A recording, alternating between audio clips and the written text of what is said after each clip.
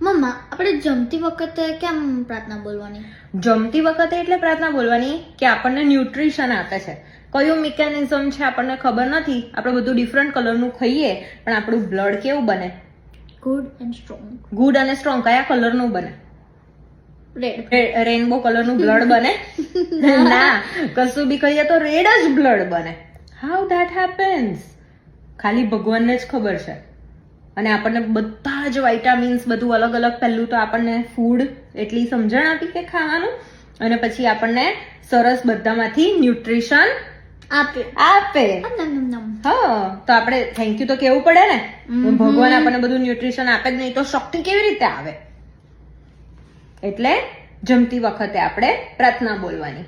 આપણે સૂતી વખતે કેમ પ્રાર્થના કરીએ છીએ? હવે સૂતી વખતે કેમ પ્રાર્થના કરીએ કે આખો દિવસ બહુ જ કામ કર્યું, બહુ જ થાકી ગયા આપણે, બરાબર?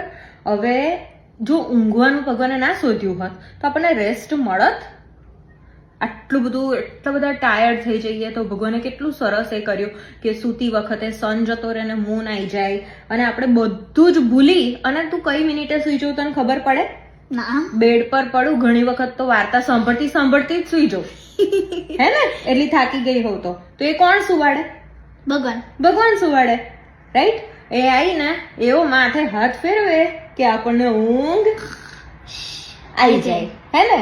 તો એની માટે પણ તો આપણે થેન્ક યુ કહેવું પડે કે આપણને જો એવી શાંતિ જ ના મળી હોત, એટલું પીસ ના મળ્યું હોત તો 24 કલાક બ્રેન કામ કર કરત તો આપણે તો શું થઈ જાત?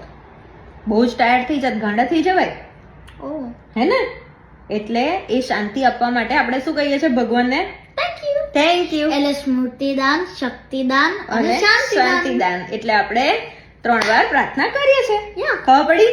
ખબર પડી. કરીશ ને હવે? કરીશ. રેગ્યુલર ભગવાનને થેન્ક યુ કેવું પડે 3 ટાઈમ મિનિમમ. શાંતિદાન, સ્મૃતિદાન અને શક્તિદાન. ઓકે?